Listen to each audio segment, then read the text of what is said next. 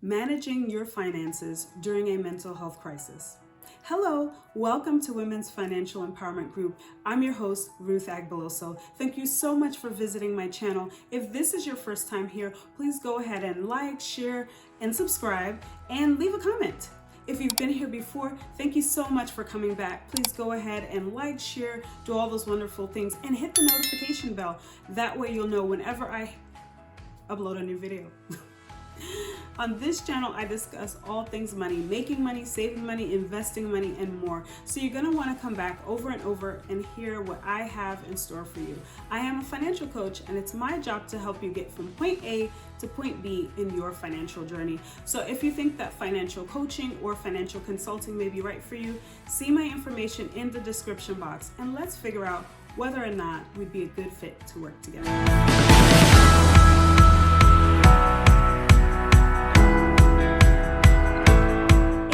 Mental Health Awareness Month. So what I've done is put together some tips on how you can manage your finances during a mental health crisis. As a financial coach, I always like to empower my clients and let them know that no matter what, you can be in charge of your finances. And for most people, that is the case. Just because you're going through a tough time mentally, that doesn't mean that you should lose all power of your finances. Whether you've been diagnosed with a mental illness or you're just feeling out of place, down, circumstances in your life are just taking over, you can still have control over your finances. And I'm hoping that these tips will help you do just that. So stick with me as I share these tips. I will be inserting the videos that I did on social media explaining each one in a fast way so that you can get those tips. So have a notebook and pencil ready so that you can use these tips, and stay to the end of the video so that you can get all of the tips and share them with your friends. Let's get into today's video. Money management and mental illness can be such a bad cocktail, because during a mental health crisis, you're not necessarily thinking in terms of growing your wealth. You're not necessarily making the best decisions at that time because your mind is all clouded. And it, of course, depends on what sort of mental health crisis you're going through. So here are the first couple of tips meant to target overspending.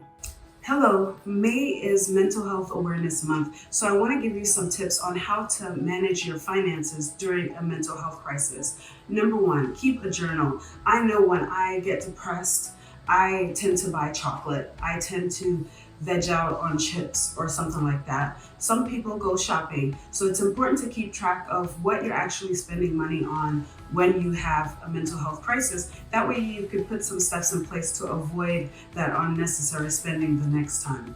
Number two, have an accountability partner, because having an accountability partner, you can share with them your triggers. You can even have them hold onto your credit card or do other things that will help you during that time to avoid overspending and increasing your debt.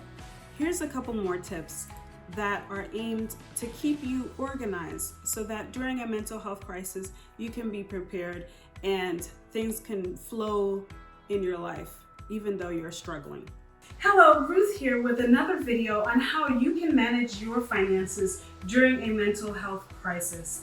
During a mental health crisis, you may have the tendency to overspend, especially if that is something that you struggle with on a regular basis. So here is a tip to avoid that.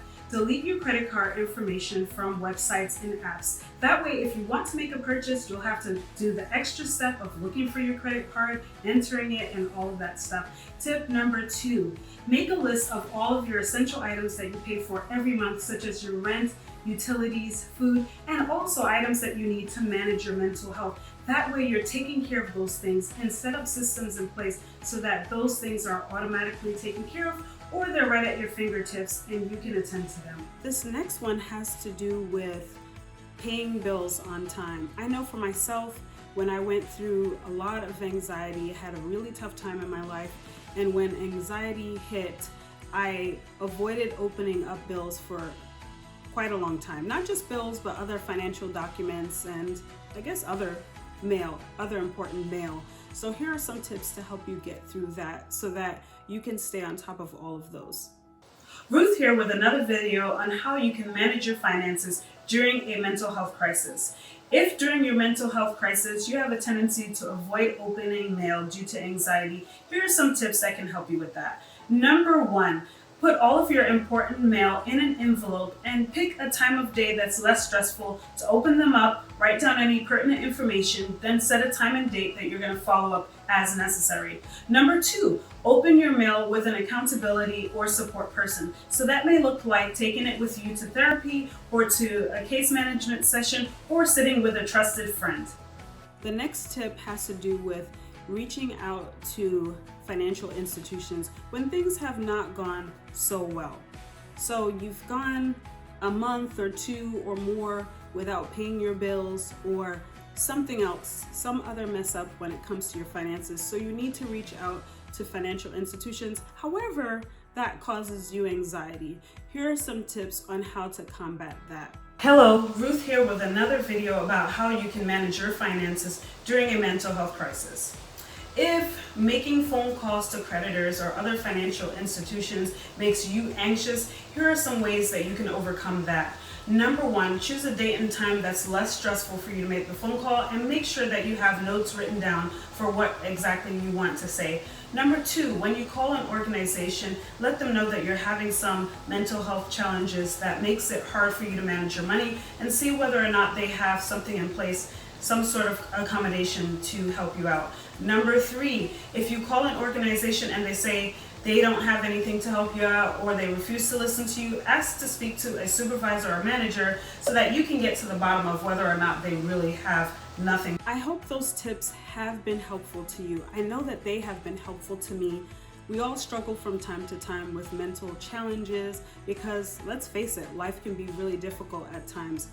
But hopefully with the right tools, we can stay on top and still win with our finances. Thank you so much for watching this video and staying until the end. Remember, change your mind, change your pocketbook.